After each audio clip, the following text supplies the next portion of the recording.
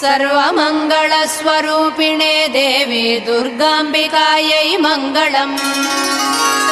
मङ्गलम् कनकाम्बरधरे मङ्गलम् विजयाचलवासिने। सर्वगुणसम्पूजिते देवी नित्यम् भवतु मङ्गलम्। वरदाभयहस्ते भवानी निखिलेश्वरी। बाला त्रिपुरसुन्दरी देवी नित्यम् भवतु मङ्गलम्।